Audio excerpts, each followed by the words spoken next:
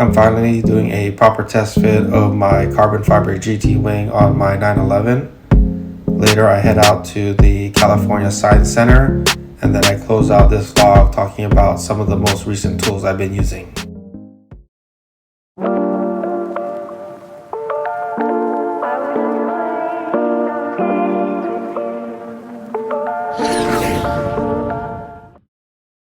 For several episodes now, I've been talking a lot about adding my carbon GT wing on my 911, and I've never really did a full mock-up of it. One of the main reasons I want to test how this look is, if you notice behind me, the GT3 wing that I have on it isn't as wide as the body itself. So I want to add a little bit more aggressiveness to my car and kind of extend it out a little bit so it's leveled with the width of the car. Now, I bought the wing back in, I think, November of last year. It was in used condition, so it needs a little bit of work. I want to have some type of base to start my project, so I'm definitely going to restore it as well. What I'm going to do first is I'm going to go ahead and grab my foldable tables, set them over here so I can start working on the winglets. These are the winglets that came with the wing. And if you notice, for a wing that's about 7 inches, this is pretty small in comparison with how big the wing is. So what I want to do is get some cardboard and cut out some templates to see how it'll look with a little bit more aggressive winglets.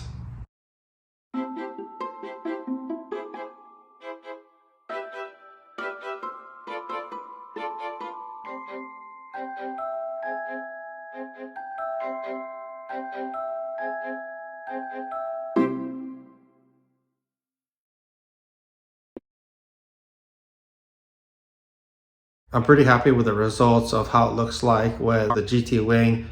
The width of the wing now matches up a little bit better with the car, whereas with the original GT wing, it's a lot narrower.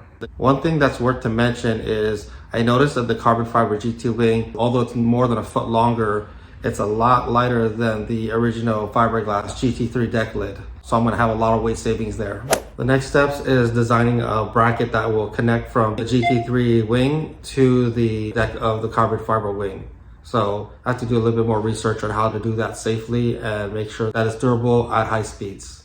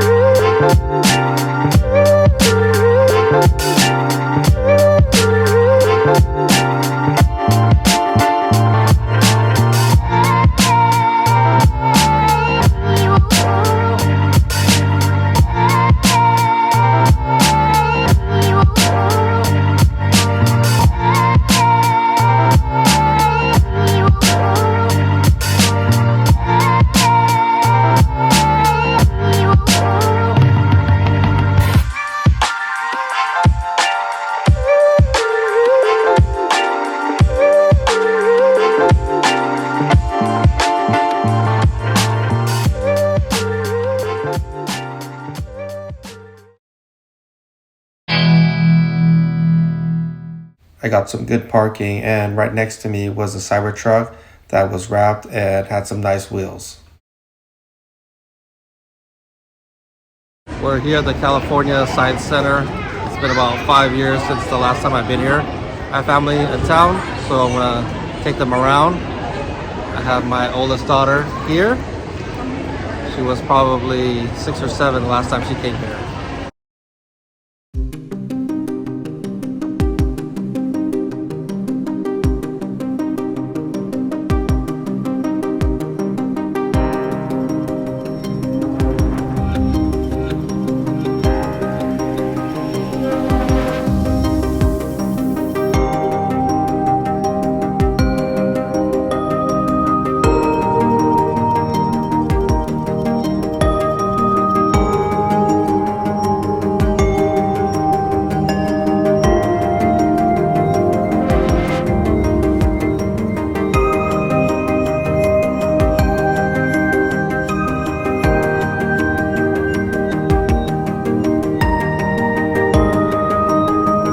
There are a few things that changed.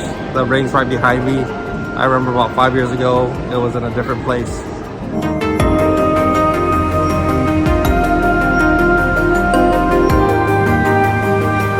This area that I'm going to is definitely new. It wasn't something I noticed the last time I was here.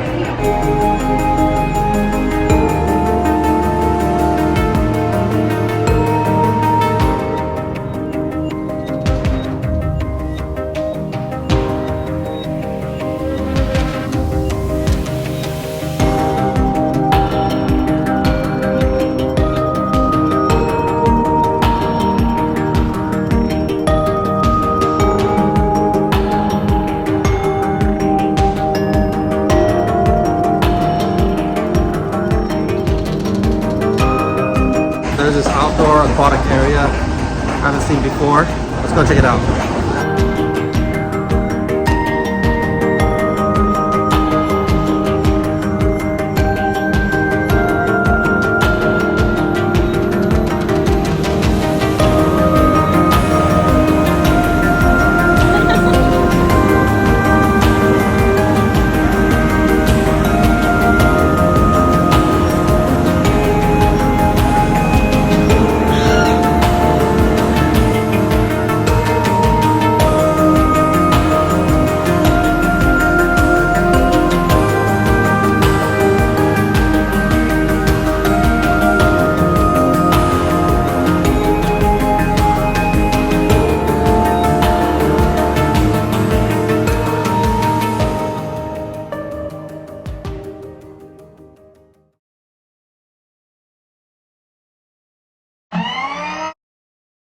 I haven't done an off-topic discussion of tools lately, so on this episode I want to talk a little bit about something I've been using for several of my most recent projects. The two tools that I've been using side by side on several projects which I've done on the last couple episodes are these magnetic tools.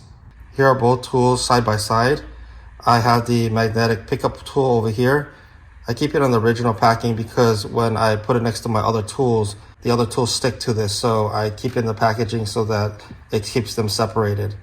And then this one here, these actually come in a lot different sizes. This one right here is relatively small, but for the jobs that I do, it's sufficient. And this is very helpful, especially when you're working with a lot of screws. You want to keep everything in one area so that you don't lose any.